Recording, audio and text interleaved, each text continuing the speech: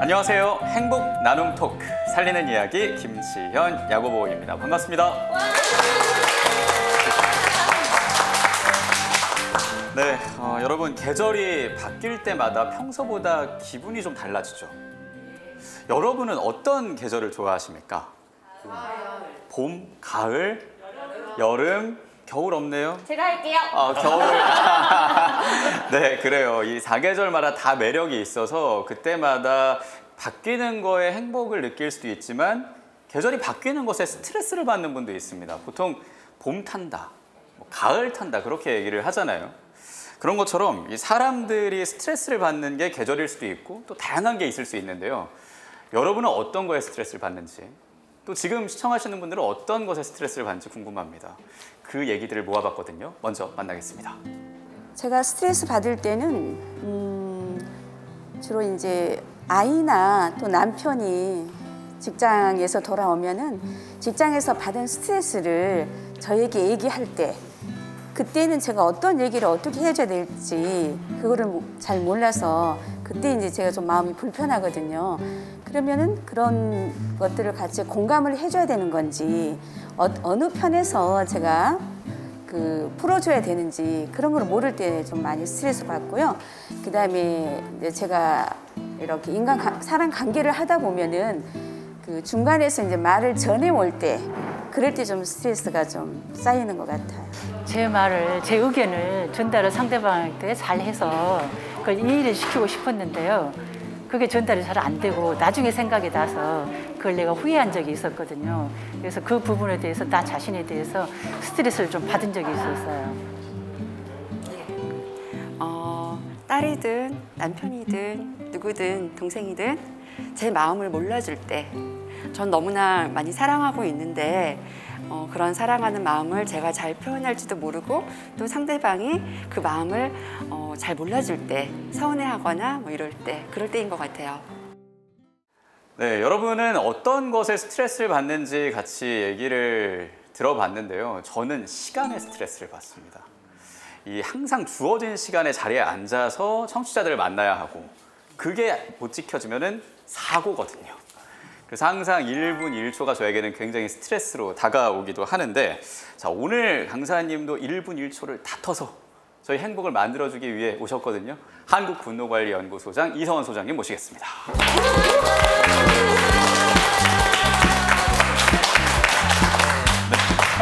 소장님, 오늘 의사 선생님이신가요? 뭔가 진단을 좀 해드리고 싶어요. 제가 예약도 안 했는데 예, 제 주치의를 만난 느낌도 있고 네. 약간 천사 같기도 하고요. 네.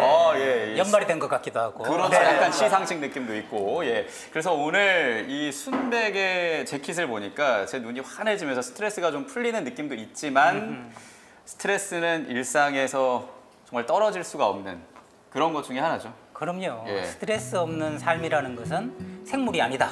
무생물이다. 이렇게 얘기할 수밖에 없을 만큼 네. 스트레스는 태어나는 순간부터 이 세상을 떠나는 그날까지 스트레스 속에 살다가 스트레스 속으로 떠나는 거죠. 네. 그러니 오늘 이걸 갖고 주제를 잡은 다음에 말씀해 주실 것 같거든요. 맞습니다. 그런 스트레스를 좀 힘있는 스트렝스로 어떻게 바꿀 것인가 하는 이야기를 나눠볼까 합니다. 예, 네. 약간 아재 개그 같긴 하지만 스트레스를 스트렝스로 네. 라는 주제로 우리 이서원 소장님의 강의 박수로 듣겠습니다. 하느님이 이 아이를 어느 집에 보내면 좋을까 고민을 하시다가 저 집에 가면 방임할 것 같고 저 집에 가면 폭력을 할 것 같고 저 집에 가면 입양 보낼 것 같아서 특별히 하느님이 선택해서 보낸 분이 어머님 아닐까. 너무 그러더니 네, 감동적이다. 250명 어머니들이 다 울기 시작하십니다. 너무너무 서러웠던 거죠. 하느님이 특별히 나를 선택했구나. 그래서 오랫동안 사랑해야 될 장애 자녀를 나에게 주셨구나. 우리가 살다가요 힘든 일이 생기면 형진아 니니까 내가 이 일을 준 거야. 너니까 이걸 감당할 수 있으니까 내가 특별히 선택해서 이걸 준 거야. 우리 오수진 선생님께서 왜 눈물이 나실까요? 아, 나에게 그 어려운 고통을 주신 이유는 내가 감당할 수 있을 거라고 믿으셔서 특별히 나는 선택받은 사람이구나 하는 생각.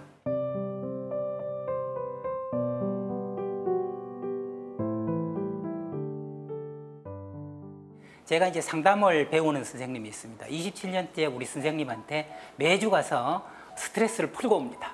가서 온갖 걸 일러 바치고 선생님이 다 들어주시고 제가 거기서 위로를 받고 오고 하는 걸 27년째 하고 있는데, 선생님이 그 병원에 대학교 이제 정신과에 계실 때 상인이 한 번 왔더라는 거예요. 와가지고 내가 스트레스 때문에 못 살겠으니까 스트레스만 좀 없애준다면 내가 논을 주겠다, 밭을 주겠다 이렇게 얘기했다는 거예요. 그래서 우리 선생님이 땅 문서를 가져와라. 그랬더니 정말 몇십 년째 안 오르는 땅 있잖아요. 그거 조금 되는 문서를 정말 가지고 왔더래요. 얼마나 절박하면 땅 문서를 가지고 왔겠어요. 가지고 와서 선생님한테 이걸 가져왔다. 그러니까 비방을 달라. 그래서 선생님이 비방을 써가지고 봉투에 밀봉해서 도장 찍고 테이프로 붙인 다음에 주시면서 이거는 다른 때는 보지 말고 정말 못 견디겠다, 정말 못 견디가 싶을 때 이것을 열어봐라 이렇게 해서 주셨다는 거예요. 근데 한 달 있다가 봉투를 들고 나오라고 죽여버리겠다고 그러면서 봉투를 들면서 왔더라는 거예요. 그래서 그 봉투에 뭐라고 썼냐, 봉투를 열어봤더니 죽어라 이렇게. 왜 죽어라고 썼을까요? 우리 선생님은 도인이시니까 약간 제가 여쭤보도록 할게요. 죽어라 하면 이제 그 감이 오는 연령대 아니십니까? 그죠? 50대 중반. 그거 정말 골든 에이지인데 죽어라고 쓴 뜻은 뭘까요? 스트레스를 안 받으려면 죽는 것밖에 없다. 맞아요. 바로 이 말이야. 처음부터 바로 홈런 치셨습니다. 네. 그러니까 스트레스를 받지 않으려면 죽는 수밖에 없다는 거죠. 살아 있으면 스트레스를 받을 수밖에 없다.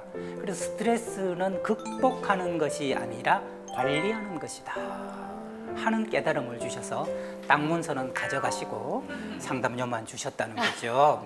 근데 생각해 보면 스트레스는 죽어야 없어진다고 생각한다면 우리 인생은 스트레스의 연속이라고 생각할 수 있겠죠. 제가 선생님들 두 분 앞에 네. 주사위가 있습니다. 네. 주사위가 있어서 저하고 한번 게임을 해보시죠. 내가 이 수가 나왔으면 좋겠다 싶은 수를 한번 생각해 보세요. 얼마? 아까 연습할 땐 6이었는데요. 네. 자꾸 낮은 수가 나오는 거예요. 네네. 이번에는 1. 1. 네. 그럼 나올 것 같죠? 네. 자, 조심스럽게 한번. 네. 아깝다. 2로 할 걸, 그죠? 좋습니다. 하나 올릴 걸. 좀 한 번만 더 굴러볼까요? 한 번 더요? 굴려볼까요? 네네. 이번에도 1. 1. 오케이. 도전. 네, 도전. 6이 가장 거리가 나왔습니다. 먼 6이 나왔습니다. 그죠? 얼마를 나오기를 원하십니까? 저는 네. 중간 거를 선택하겠습니다. 중간. 4. 4. 네, 좋습니다. 네. 한번 해보죠. 나오면 큰일인데. 한 번만 더 해볼까요? 똑같이 기회를 한번. 한결같죠? 아니, 아까 연습할 때도 6 나오더니. 네. 지금 매우 안타까운 상황이 됐어요. 그죠? 연습과 지금을 포함해가지고 그쵸. 한 번도 나온 적이 없어요. This is life. 네, 이것이 인생이에요. 이것이 인생이에요. 네 맘대로 안 되네요. 내 맘대로 안 되죠. 내 맘대로 안 되죠. 인생은 내 맘대로 만드는 것이 아니라 내 맘대로 안 되는 일이 나왔을 때 어떻게 하느냐, 거기에 인생이 달려 있는 거죠. 우리 질문 중에 육하 원칙 뭐 해가지고 who, what, how 뭐 이런 질문 있잖아요. why 이런 게 있잖아요. 인생에서 별로 도움이 안 되는 질문 중에 하나가 why예요. 불행이 왔을 때 왜 나한테 이런 불행이 왔을까? 우리 선생님 심장이 그랬을 때 아마 이런 질문이 먼저 오잖아요. 왜 나야? 네, 나야. 왜 지금? 왜라는. 근데 거기에 대한 해답을 얻으셨어요? 사실 못 얻은 것 같아요. 그냥 와요. 네. 이 수는 그냥 나와요. 그냥 나와. 왜라고 묻기보다는 이제 어떻게 할 것인가? 이제 어떻게 할 것인가를 묻는 게 우리가 스트레스를 스트렝스로 바꾸는 거죠. 그러면 스트레스 요리법 우리 하나 배우는 겁니다. 왜 대신에 어떻게로 한번 바꿔보는 거죠. 홍원기라는 18살 된 소년이 있습니다.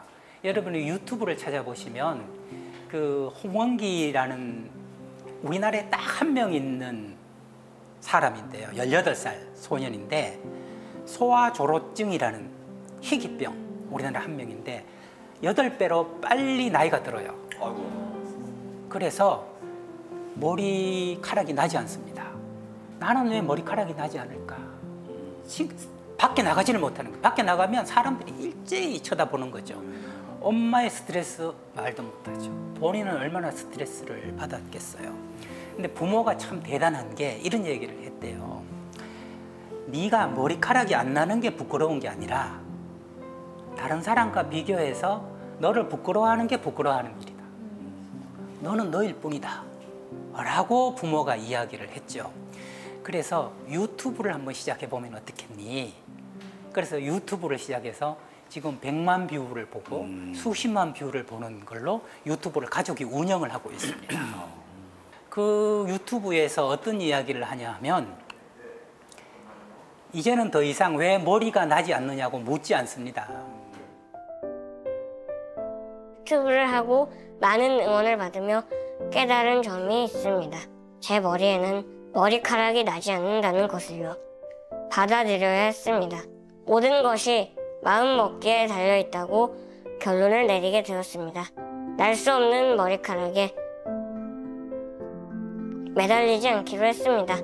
혼자 신을 수 없는 양말 때문에 더 이상 화내지 않기로 했습니다. 마음껏 줄 수 없다고 좌절하지 않기로 했습니다. 병을 치료하기 위해서 주사도 맞고 약도 먹고 또 때로는 수술을 하는 것도 중요하지만 마음이 제일 중요하다고 생각해요.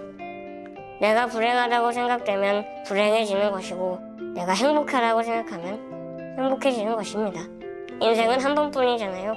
그렇게 저는 성장해 갔습니다. 성장이라는 것은 내 현실을 받아들이는 거라고 생각합니다. 여러분, 내일을 너무 생각하지 말아요. 오늘 행복하고 웃을 수 있는 어떤 것을 찾아서 마음껏 웃고 누리세요. 그게 성장하는 거라고 생각합니다.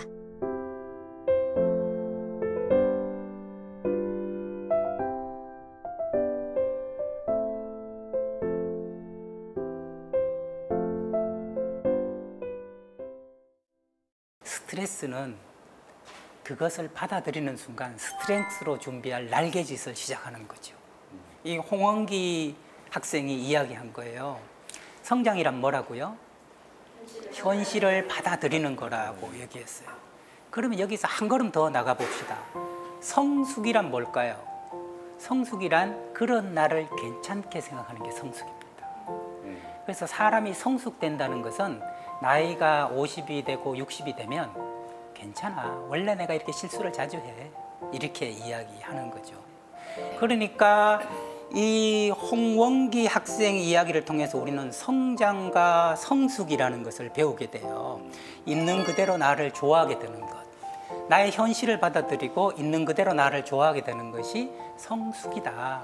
그럼 우리가 평생 해야 되는 일은 뭐냐? 성장과 성숙을 계속 이어가는 거다 하는 거죠. 랍스터는 여러분 어떤 생각이 제일 먼저 들어요? 어떤 게 올라와요? 맛있겠다. 그렇죠. 머리에서 내려오는 비싸다. 먹고 싶다. 비싸다. 이게 같이 오는 거잖아요. 야, 여러분 랍스터에 대한 마음 확실히 정리됐네요. 랍스터와 나 사이에 있어요. 그죠? 먹고 싶다. 비싸다. 참아야 하느니라. 이런 게 나오는 거죠. 근데 랍스터 껍질을 만져보면 굉장히 단단하죠. 그게 처음 태어났을 때도 랍스터가 저렇게 컸을까요? 적었겠죠. 랍스터 처음에는 딱딱한 껍질이 말랑말랑한 살을 감싸고 있었어요. 근데 살이 커질 거 아니에요. 그러면 껍질이 작아지죠. 이걸 스트레스라고 얘기하잖아요. 그럼 랍스터는 어떻게 하냐면 곡기를 끊어놔요. 먹을 걸 끊고 깊은 바위 밑으로 들어갑니다. 그래서 조금씩 살로 딱딱한 껍질을 밀어내요. 그래서 껍질이 뚝 떨어지면 연한 껍질이 생깁니다. 연한 껍질이 생겨요. 그래서 이것이 밖에서 터지지 않을 정도가 됐을 때 랍스터는 밖으로 나와요. 이것이 다시 딱딱하게 되죠. 그래서 한참을 생활하다가 다시 살을 조여와요. 그럼 랍스터는 어떻게 해요? 바위 밑으로 들어가요. 랍스터는 자살하지 않습니다. 우울에 빠지지 않습니다. 절망 속으로 들어가지 않습니다. 그저 바위 밑으로 들어갑니다. 바위 밑으로 들어가서 자기 있는 힘을 다해서 연한 살로 껍질을 깨내죠. 그래서 이렇게 큰 랍스터가 되는 겁니다. 앞으로 우리 랍스터를 먹을 때 애썼다, 고민했다, 고생했다 하고 어루만져주면서 너를 먹게 돼서 미안하고 고맙다 이런 마음으로 먹으면 좋을 것 같아요. 이 랍스터 유튜브를 보는 순간 제 머릿속이 반짝하고 빛이 났어요. 이거구나, 이거구나. 랍스터가 단단한 랍스터, 어른 랍스터가 될 때까지의 그 과정을 나누면 이것이 바로 스트레스를 스트렝스로 바꾸는 원리가 되겠구나 라고 생각을 했어요. 그랬더니 세 가지가 생각이 나는 거예요. 첫 번째로는 랍스터는 현실을 받아들여요. 어떡하겠니? 조여오는데 받아들입니다. 이것을 저는 영어로 하면 accept, 수용하다, 받아들이다, 이렇게 A라고 이름을 붙일 수 있죠. 그 다음에는 고민합니다. 어쩔 것인가 고민을 해요. 그리고 무엇을 선택해요? 바위 밑으로 들어가는 것을 선택하는데 choose, 선택이라고 이야기해요. 자기를 해롭게 하지 않고 상대를 해롭게 하지 않는 바위 밑으로 들어가서 모든 걸 뚫고 지금까지 살아온 모든 힘을 다해서 밀어내는 이것을 선택했다는 거죠. 그렇게 선택을 하고 나면 상이 기다리고 있어요. 더 커지고 넉넉한 갑옷이 기다리고 있는 거죠. 그때 자기 자신한테 흐뭇하게 웃으면서 얘기하죠. 해냈어. 내가 살아있네. 또 이렇게 살아가면 되네. 이렇게 선택한 거예요. 그게 encourage, 격려하다라는 거죠. 격려하다. 그래서 이것을 합하면 에이스가 돼요. 에이스가 돼요. A-C-E, 에이스가 된다라는 거예요. 그러면 에이스 인생은 하나씩 한번 우리 알아볼까 하는데 제일 먼저 저는 마음에 남아있는 게 지금은 이렇게 해피하고 행복하게 살고 계시지만 다른 심장이 지금 바운스 하고 있잖아요. 이게 부작용도 있을 수 있고 언제 어떻게 될지도 모르고 겉으로는 아니에요, 괜찮아요 그러지만 정말 속으로는 불안한 마음, 두려운 마음 이런 게 왜 없겠어요? 선생님의 이야기를 들어보고 싶어요. 네. 제가 심장 이식을 받고 제 심장이 약해졌다라는 이야기를 들었을 때, 그리고 심장 이식 수술을 받았을 때 사실 그냥 뭔가 전통적인 한국 사회에서 아픈 거는 좀 약점이 되고 네. 사는 데 있어서 쟤는 아픈 환자야 라거나 그런 식으로 불려지고 여겨지지 않을까 해서 스트레스를 많이 받았거든요. 네. 그리고 또 특히 다른 수술도 아니고 누군가의 심장을 받았다고 하니까 빚진 느낌도 계속 들고 해서 그게 되게 스트레스인 거예요. 네. 내가 이 세상을 살아갈 수 있을까? 이런 생각이 들었는데 결국에는 제가 세상 밖으로 나와서 일상을 되찾자라는 초이스를 했던 것 같고 제가 받은 그런 선물 같은 삶을 사람들한테 표현하면서 열심히 살면서 장기 기증 운동에 이제 많이 알려드리려고 하고 있고 그런 사연으로 함께 할 수 있는 게 아닐까 하는 생각이 들어요. 네, 이럴 때 우리는 필요한 게 박수가 필요합니다. 네. 우울증 약을 먹고 있을 수도 있었잖아요. 선택을 잘못했으면 나는 왜 이럴까? 이 젊은 나이에 내가 무슨 죄를 진 걸까? 이런 굉장히 회의적이고 슬픈 생각으로 자기를 옥죄할 수 있었지만 그것을 떨쳐낼 수 있었는데 우리는 여기서 궁금한 게 하나 생겨요. 그것이 알고 싶다.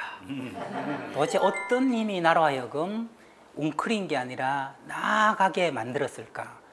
본인에게 한번 물어보고 싶네요. 선생님은 어떤 힘이 내가 이렇게 처져 있는 게 아니라 세상 밖으로 내가 나가야 되겠다는 생각을 하게 했을까?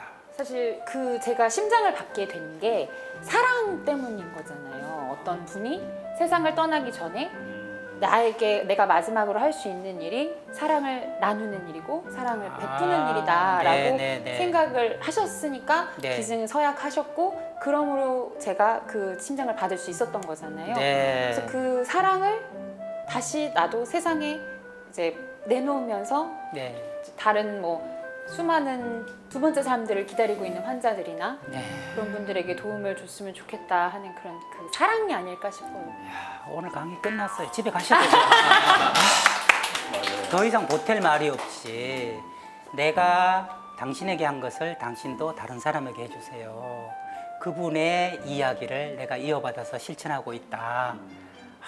정말 탁월한 선택, better choice, better life. 그러면 또 하나의 마지막 질문은 그래서 그런 나에게 나는 어떤 보상을 해주나요?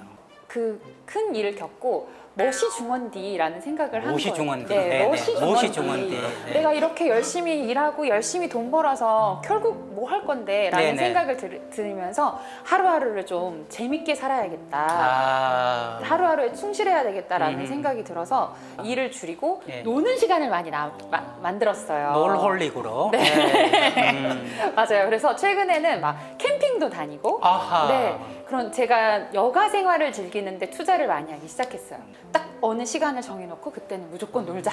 예, 이런 예, 식으로 예, 예. 조화를 맞춰야겠다. 네. 노는 시간에 집중을 하기 시작했습니다. 아하. 그래서 선생님이 이렇게 지금 자기를 뭔가 격려해주고 노는 시간을 가졌다는 것을 사자성어로 남잘나잘이라고 해요. 남한테 잘하다가 나한테 잘한다고, 그죠? 남잘나잘이래요. 근데 우리 사회에는 남잘나잘 못하는 사람들이 많단 말이에요. 그냥 남잘나죽. 남한테 잘하다가 나는 죽는다. 이런 사람이 되게 많은 거죠. 이상한 나방 여러분 주위에서 보셨어요? 남돌나방이라는 거 보셨어요? 남은 돌보고 나는 방치하는 거. 그것을 남돌나방이라고 그래요. 저는 사회복지를 전공했는데요. 사회복지사들이 예전에 몇 달 단위로 자살을 했어요. 스스로 생을 마감했어요. 근데 왜 그런가를 봤더니 과로 때문이 아니에요. 자기를 돌보지 않았던 거예요. 그래서 나를 잘 돌보는 사람이 남도 잘 돌볼 수 있어요. 제가요 예전에 학교에서 이상한 연구소 소장을 했었는데 그 연구소 이름이 남을 돌보는 나는 누가 돌보지 연구소였어요. 연구소 이름이 좀 길죠. 그래서 이 연구소에서는 누구를 돌보느냐 하면 치매에 걸린 시어머니를 돌보는 며느리를 돌봐요. 소아암으로 힘들어하는 엄마를 돌봐요. 아내 유방암 때문에 괴로워하는 남편을 돌봐요. 그런 사람을 돌보는 건 없잖아요. 그래서 이렇게 아픈 사람을 돌보는 사람을 반환자라고 그래요. 영어로는 히든 빅텀, 감춰진 희생자다 이렇게 이야기를 하는 거죠. 그러니까 그때 구호가 뭐냐면 caring for me, caring for you야. 나를 잘 돌봐야 내가 건강해야 남도 잘 돌본다는 거죠. 근데 우리는 자기한테 잘하면 죄라고 생각을 해. 죄라고 생각해요. 남살 나살, 그죠? 남도 잘 살게 하고 나도 잘 살게 하고 지금 그것을 여유 캠핑이라고 얘기했으니까 야 훌륭하십니다. 훌륭하세요. 네.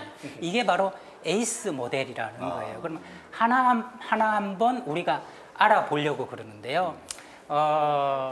같은 방송업계에 계시지만 우리 김지연 선생님도 또 방송 일을 오래 하셨잖아요. 행복을 여는 아침.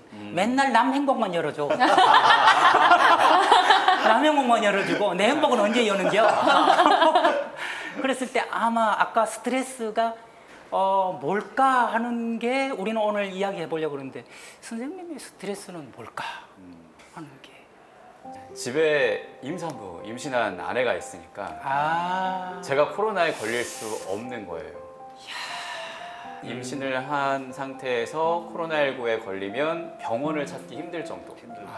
출산을 할 수 있는 병원을 찾기 힘든 상황이라서 그때부터 한 8, 9개월을 계속 외식을 안 하고 이 업무 중에도 집이 대중교통으로 왔다 갔다 할 수 있는 상황이라 가급적 집에 가서 식사를 하고 근데 원래 사람을 참 많이 만나고 사람 안에서 좀 위로를 받는 사람이었어서 그게 딱 끊기니까 저한테는 또 갑갑함과 스트레스로 다가오고 그리고 이 상황을 바꿀 수 없으니까 저도 일단 이거를 accept, 수용을 했고요.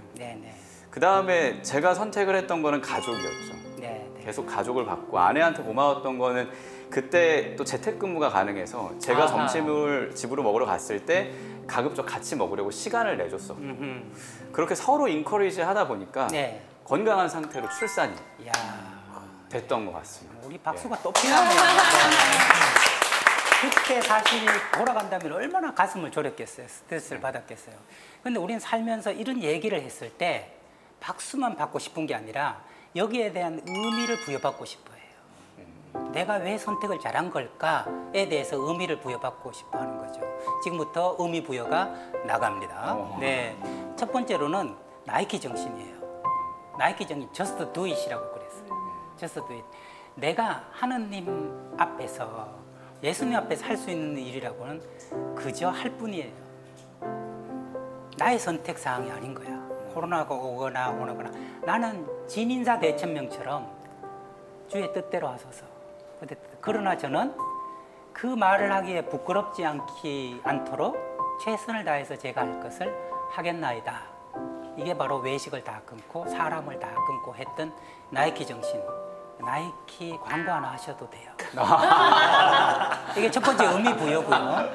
두 번째로는 뭐냐면 쇼펜하우어가 한 150년 전에 철학자였는데 그 사람이 어떤 얘기를 했냐면 내가 지금 고민하고 있는 게 뭔지를 살펴봐라 그랬어요. 오늘 점심 뭐 먹지? 걔는 연락 오면 끊어버릴까? 이렇게 고민을 하는 사람은 굉장히 행복한 사람이라는 거예요. 왜냐하면 큰 고민이 없기 때문에 그따위 시시한 고민을 한다. 그러니까 뭘 먹지? 뭘 사 입지? 패널로 가면 주사위 빨간 거 내가 할까? 초록색 내가 할까? 뭐 이런 것들 너무 시시한 고민을 하고 있다면 나는 굉장히 지금 행복한 사람이다라는 거죠. 그래서 우리 아이가 뱃속에 있는 아이가 엄마 코로나 감염돼서 어떻게 잘못될 수 있다. 아내 또한 잘못될 수 있다. 내 삶의 기반이 무너진다. 이런 큰 고민인데 그따위 사람 좀 적게 만나고 맛있는 것 적게 먹고 이런 고민은 사소한 거에 불과하다는 거죠. 그렇기 때문에 쇼펜하우어가 온다면 당신은 참 선택을 잘했다. 큰 고민이 있을 때는 작은 고민은 별 가치가 없는 거다. 그것 때문에 너무 스트레스 받을 수는 없는 거다. 당신은 큰 스트레스를 받지 않기 위해서 작은 스트레스를 기꺼이 받았던 멋진 아나운서로군요. 하고 쇼펜하우어가 쇼펜하우어 상장 이렇게 딱 줄 것 같다는 거죠. 네. 그래서 김희전 아나운서님 이런 제 해석을 들으니까 올라오는 게 뭐예요? 뿌듯함. 그다음 내려오는 게 뭐예요? 더 건강했으면 좋겠다. 내가 잘했구나. 내가 잘했구나. 내가 잘했구나. 더 건강했으면 좋겠다. 그 바람까지 같이 들어오는 거죠. 자, 그래서 정말 에이스라는 걸 여러분 말은 쉽지만 실천은 어렵겠다라는 생각이 들죠. 예. 들죠. 그래서 실천할 수 있는 방법을 제가 하나 알려드릴까 해요. 그건 뭐냐 하면 노트인데요. 이게 기념일 노트라는 거예요. 기념일 노트인데 2013년부터 쓰기 시작했어요.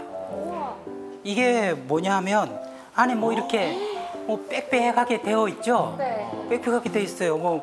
뭐라고 적혔냐? 조금 솥밥 기념일 뭐 이렇게 적혀 있어요. 좋은 솥밥. 조금 네. 솥밥. 인사동에 가면 이 솥밥집이 있거든요. 네. 조금 솥밥집에 혼자 와서 밥을 시켰다. 아침에 걸은 것도 장에서 스스로에게 맛난 좋은 밥을 선물하노라. 맛나게 꼭꼭 씹어 잘 먹어라. You deserve it. 너는 그거 먹을 자격이 있어. 하면서 잘 먹었다. 아, 맛나다. 굿. 조금 솥밥 기념일 이렇게 쓴 거예요. 여기 보면 푸른 하늘 기념일. 오늘 하늘은 유난히 맑다. 푸른 하늘 기념일. 라면 기념일. 오늘 매콤하게 잘 되었다. 뭐 이런 게 있고 여기 보면 또 미인들 본 기념일 이런 것도 있어요. 명동성당에 강의를 갔는데 너무 중년에 아름다운 분들이 왔다. 눈이 호강을 했다. 미인들 본 기념일 이렇게 쓰기 시작한 거예요. 어떤 날은 하나만 썼어요. 어떤 날은 10개 이상 쓰는 거예요. 왜 이걸 썼냐 하면 성경 말씀 중에 범사에 감사하라라는 말이 있는 거예요. 근데 그걸 들을 때는 정말 범사에 감사해야 되겠다라는 생각이 들었는데 실제로 행복, 우리 주제가 행복이잖아요. 그렇기 위해서 스트레스를 안 받자는 건데 스트레스 없이 온전히 행복한 날 우리 진성규 씨가 나한테 어떻게 이런 이런 호사를 누려 하는 그런 날이 1년에 몇 번이나 되겠냐. 365일 중에 5번이 안 돼요. 그러면 우리는 360일을 스트레스 받고 찡그리면서 살아야 되냐? 그 해답은 범사에 감사라 있을지도 모른다. 그러면 내가 범사를 한번 써봐야 되겠다. 범 4마리가 아니고 범사, 모든 평범한 일들, 이걸 쓰면서부터 저는 2대8 가르마가 8대의 가르마로 바뀌는 걸 느끼게 됐어요. 이 넓은 세상에서, 이 험한 세상에서 범사라는 게 나를 기다리고 있구나. 이게 오수진 선생님이 아까 말씀하셨던 작은 일에 기뻐한다 하는 거죠. 이영진 선생님, 네. 오늘 눈을 뜨고 지금 이 시간이 될 때까지 범사, 감사할 만한 작은 기쁨은 뭐가 있나요? 한 2-3가지만 얘기해 줍니다. 사실 오면서 네. 그 저희 차에 좀 문제가 있어서 차에. 아내에게 그 차를 좀 카센터에 좀 맡겨라. 아하, 네. 근데 이게 지금 말투가 지금 제가 친절하지 않았나 봐요. 네, 근데 네, 아내가 네. 방송에서 이 정도시니까. 네, 네. 여자 욱하잖아요. 네, 네. 아, 차 좀 맡겨. 뭐 이렇게 이야기를 했을 수 있다. 근데 네. 이제 아내도 할 다른 일이 있으니까 그거랑 이제 뭐가 겹친 거예요. 네, 네, 네. 그래서 왜 차를 왜 내만 맡게 하고 약간 이제 다툼이 있었는데 아하. 그리고 여기 오면서 네. 이제 운전을 하고 오면서 다른 차를 갖고 운전하고 오면서 이제 간간히 이제 마음이 이제 싹 제가 이제 바뀌었죠. 그러면서 네. 내가 좀 말투가 좀 그랬나? 뭐 이렇게 먼저 녹이고 네, 네, 근데 네. 또 좋은 얘기가 오고 아하. 그래서 아 그래 뭐 고마워 바쁘면 나중에 하지 뭐 나중에 해도 되니까 이렇게 되니까 이제 그런 것들이 네. 된 것 같아요. 네. 아까 이제 우리 소장님 말씀을 들으면서 욱하는 것도 어쩔 수 없는 나의 기질이라고 한다면 기질이라고 한다면. 예 그렇다고 한다면 이거를 그 후에 어쨌든 후에. 일단은 욱했으니까 네네. 그 후에 어떻게 이제 네. 처리를 할 것인가 아하. 예, 요 기술적인 면을 네. 조금 이제 하게 됐고 그것을 내가 마침 소장님 강의를 듣지 않았는데도 아침에 내가 그걸 실천하고 왔구나. 예, 올라오는 참 것이 괜찮네. 뿌듯해. 자부심을 느껴. 괜찮아. 예. 나 참 괜찮은 사람이 내려와. 그죠? 그리고 이제 두 번째는 네. 우리 오수진 아나운서 만난 게 이런 이야기를 들을 수 있는 게 이때가 오늘 안 왔으면 오늘 초대를 안 받았으면 그렇죠. 아, 네. 내가 정말 이 귀한 말씀을 들을 수 있었을까. 특히 아까 그 사랑을 받아서 네. 그 사랑을 준다는. 그게 너무 감사하고 네. 원래 박사님이 처음이지만 또 소장님 만나니까 네, 이런 네. 강의 들을 수 있어서 네. 너무 행복합니다. 네. 저도 행복이 올라오면서 우리 계속 만나야 되겠다 이런 생각이 내려오고 있어요. 네.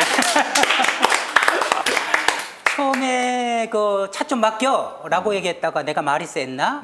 이런 것을 사자성어로 사후 관리라고 이야기해요. 사후 관리.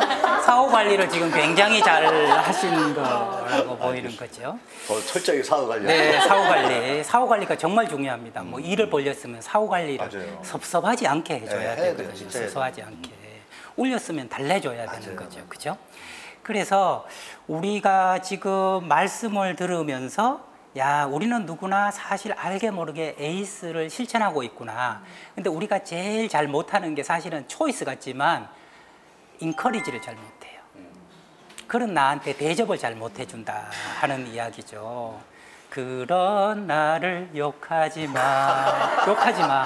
괜찮아. 그럴 수 있어. 그럴 수 있어. 우리 양희은 씨 자주는 그럴 수 있어. 그럴 수 있어. 남한테만 하지 말고 나한테도 그럴 수 있어. 괜찮아. 사람이니까 실수할 수 있지 뭐. 말 그렇게 할 수 있어. 괜찮아. 이렇게 하는 거죠. 차 얘기를 하니까 제가 선물 하나 해드릴게요.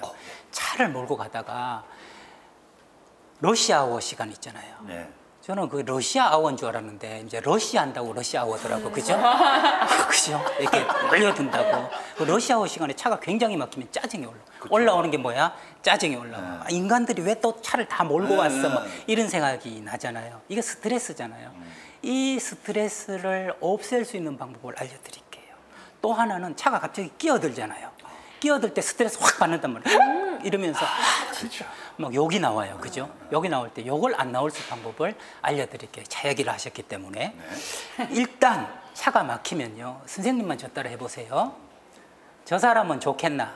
저 사람은 좋겠나? 예. 저 앞에 막혀있는 저 사람은 좋겠나? 이 옆에 있는 이 사람은 좋겠나? 저 뒤에 있는 사람은 좋겠나? 우리는 너나 없는 이방인 왜 서로를 사랑하지 않나. 그죠?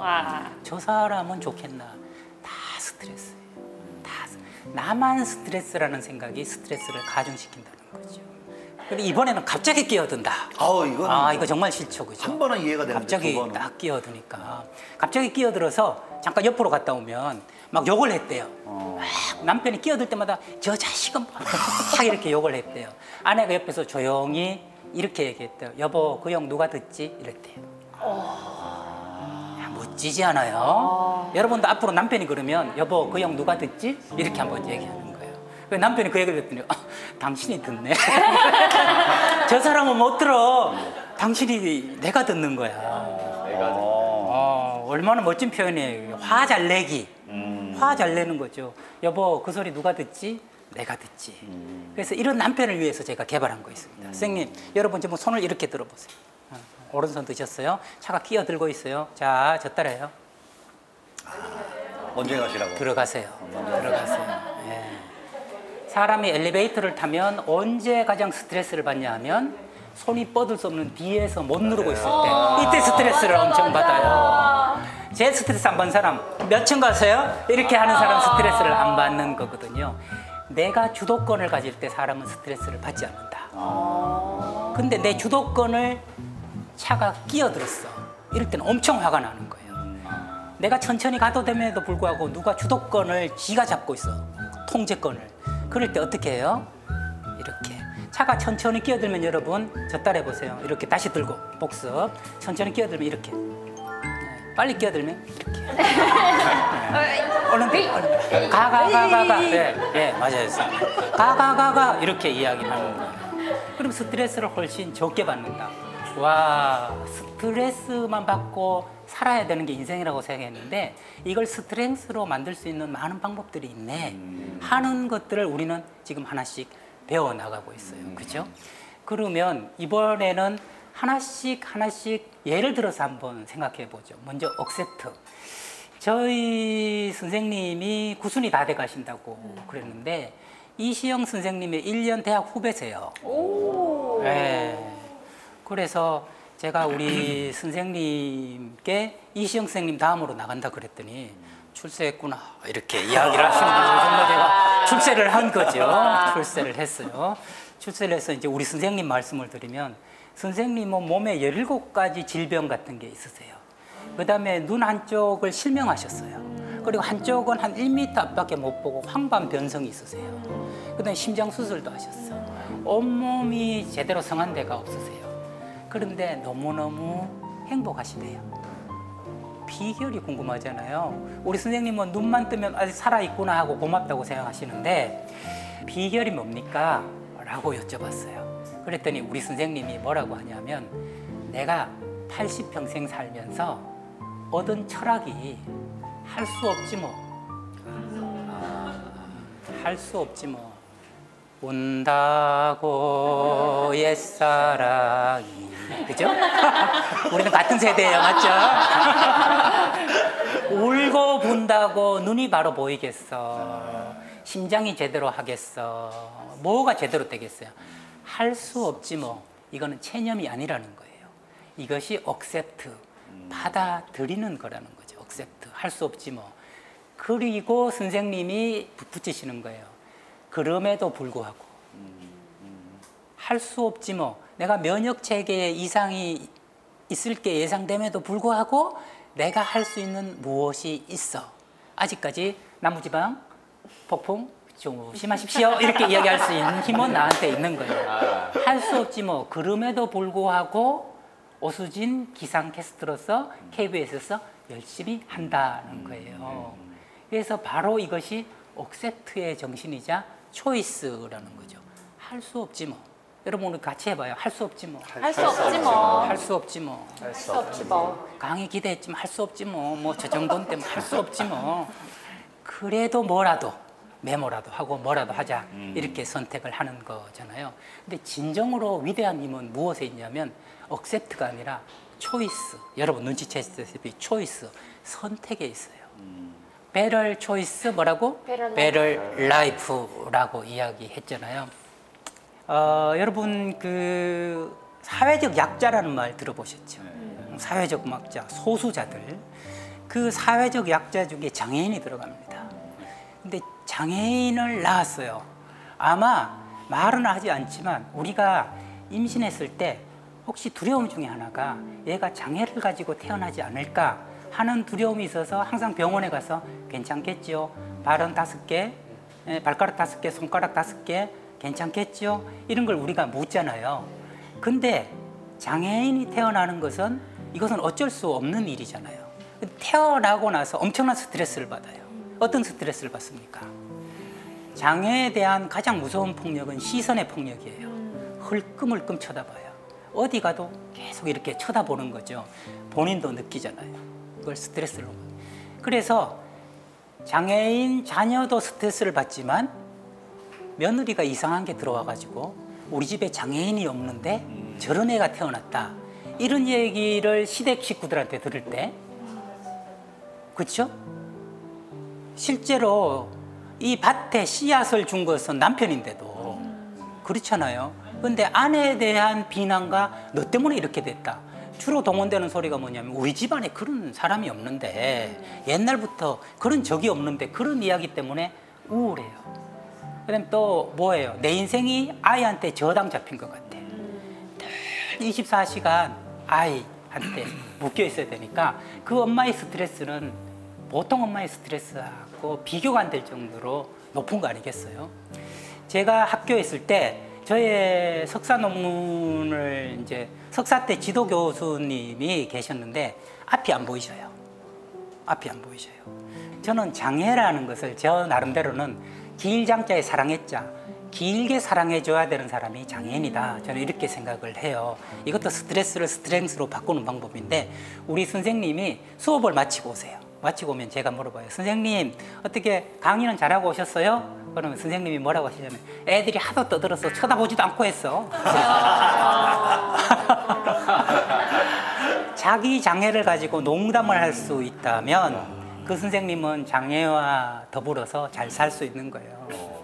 이 심장 내 거 아니야? 이렇게 농담할 수 있으면 잘 살고 있는 거예요. 그런 걸 왜 물으세요? 이렇게 이야기하는 게 아니라. 그래서 저는 그럴 때마다 2번 살고 볼 일이야? 이렇게. 2번 살고 볼 일이야. 아, 진짜. 어쩜 좋아. 네. 진짜 2번 살고 볼 일이야. 그죠? 그런데 이 선생님이 이제 세브란스 병원에 가가지고 장애 부모님들하고 한 100여 분하고 특강을 하게 된 거예요. 그랬더니 구름대처럼 몰렸어요. 부모님들이 우리 애도 저렇게 되면 얼마나 좋을까 하는 바람이 다 있잖아요.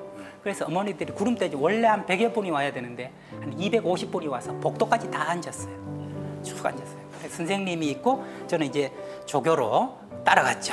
따라가서 앞에 앉았는데 선생님이 앞에 딱 우리 오수진 선생님 같은 분이 앉아 계셨어요. 미인이 앉아 계셨어요. 그때 여기서 미인은 아름다울 미자 인, 아웃 말고 인, 속이 아름다운 사람이라고 미인, 그죠? 맞죠? 죄송한 눈빛이네요. 그것도 이뻐서 미안하다 뭐 이런 눈빛인 것 같은데 선생님이 여기서 앉으셔서 이랬어요. 앞에 앉으신 분 웃음소리가 되게 듣기 좋네요. 목소리가 좋으시네요. 그랬더니 아시네요? 이렇게 이야기를 했어요. 그러면 얼굴은 그다지 예쁘진 않으시겠네요? 이랬더니 왜요 교수님? 그랬더니 원래 얼굴과 목소리는 반비례하더라고요. 그랬더니 앞에 분이 보통이 아니야. 뭐라 그러냐면 죄송해요 저는 비례해요 이렇게 이야기를 하는 거예요. 그래서 아 그렇군요. 그러더니 비례하신다니까 제가 갑자기 궁금한 게 생겼는데 하시면서 물었어요. 만약에 돈이 어머니 1억이 있는데 해외에 나가면서 이걸 누구한테 맡겨야 돼요. 그러면 은행이나 가족 말고 누구한테 맡기시겠어요? 이랬더니 생각났다. 누구요? 이랬더니 김지영이요. 그래서 그분이 누구예요? 중학교 동창인데요. 왜 세상에 많은 사람이 있는데 김지영 씨한테 맡기려고 그랬어요? 안 떼먹으니까요. 아 그렇군요. 다른 사람한테 맡기면 네가 언제 돈을 빌려준 적 있어? 근데 1,000만 원 빌려줬잖아. 오리발 내밀거나 어깨 얘기하거나 이럴 텐데 그 사람은 적어도 원금을 그대로 돌려줄 사람이다. 그죠? 그랬더니 네 그렇군요. 근데 어머님 하느님이 이 아이를 어느 집에 보내면 좋을까 고민을 하시다가 저 집에 가면 방임할 것 같고 저 집에 가면 폭력을 할 것 같고 저 집에 가면 입양 보낼 것 같아서 특별히 하느님이 선택해서 보낸 분이 어머님 아닐까. 너무 그러더니 네, 감동적이다. 250명 어머니들이 다 울기 시작하셨어요. 너무너무 서러웠던 거죠. 저는 그때 선생님이 너무 위대해 보였어요. 지금은 세상을 떠나셨지만 그 선생님의 그 말씀이 그날 어머니들한테는 엄청난 초이스, 앵커리지가 된 거예요. 그래, 하느님이 특별히 나를 선택했구나. 그래서 오랫동안 사랑해야 될 장애 자녀를 나에게 주셨구나. 우리가 살다가요, 힘든 일이 생기면 형진아, 니니까 내가 이 일을 준 거야. 너니까 이걸 감당할 수 있으니까 내가 특별히 선택해서 이걸 준 거야. 우리 오수진 선생님께서 왜 눈물이 나실까요?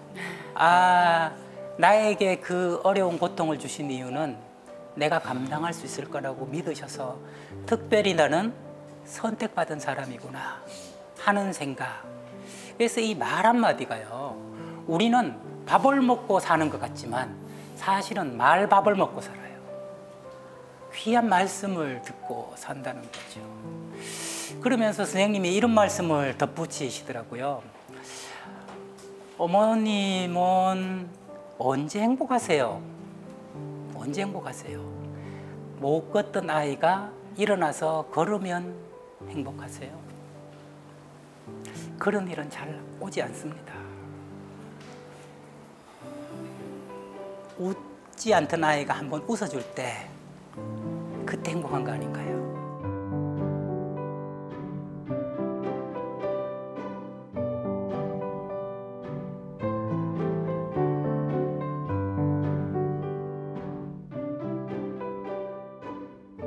행복은 굉장히 짧은 것 같아요. 순간인 것 같아요. 그때를 놓치지 않으셨으면 좋겠어요. 우리 아이를 키우면서 그 순간은 숱하게 많이 납니다. 마지막으로 일을 한번 살펴볼까요?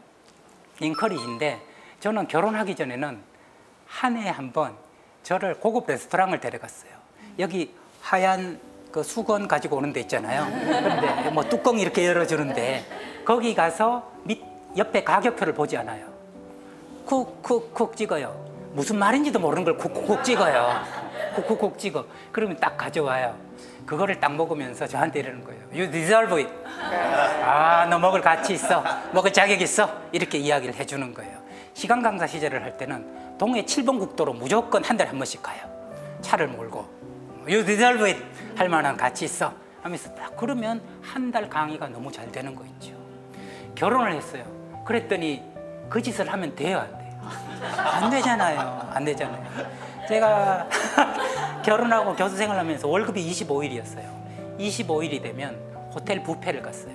가장 깨끗한 옷을 입고, 그럼 아내도 어린애 옷을 가장 깨끗한 걸 입히고 아내도 정장을 하고 25일 날 호텔 뷔페에서 먹는 거예요. 아이는 보통 무료잖아요. 그죠? 어릴 때는. 그래서 둘이 먹으면서 이야기하는 거죠. 한 달 동안 돈 버느라고 고생했어요, 여보. 당신 한 달 이 돈으로 살려고 고생했어. 이렇게 인커리지를 해줬다는 거죠. 그리고 연말이 되면 반드시 1년 동안 돈을 모아가지고 가까운 뭐 일본 오키나와라든지 동남아라든지 이런 곳에 휴양지 같은 데를 가요. 그래서 12월 한 크리스마스쯤 가서 한 해를, 새로운 해를 보면서 돌아와요. 그걸 우리는 2년을 외국에서 살았다? 이러면서 이제 돌아오는 거죠. 2년을 외국에서 살았다. 그러면서 인카리지를 해주면 그 약발이 1년을 가요. 내년에는 어디를 갈까? 어디 코로나 끝나면 어디를 갈까? 이렇게 되는 거죠. 이렇게 인커리지를 해주니까 스트레스 있던 것도 많이 풀어지더라 하는 것들이죠. 제가 지난 2번 또 2~3번의 강의를 동안 제가 여러분한테 말씀드린 것은 우리가 행복하려면 2대8처럼 불행한 것이, 고통스러운 것이 훨씬 많은 게 우리 인생이다. 우리 인생이라면 이 인생을 그래도 살만하게, 견딜만하게 하려면 감정을 잘 요리해야 된다. 감정을. 뭐라고요? 기질. 기억 잘 안 나도 괜찮아요. 기억 나려고 하지 마세요. 이건 제가 기억, 기대, 기준, 기술 이렇게 낼까 말까 그리고 에이스로 사는 것이 필요하다. 여러분 도움이 좀 되셨어요? 네. 아, 수고됐습니다.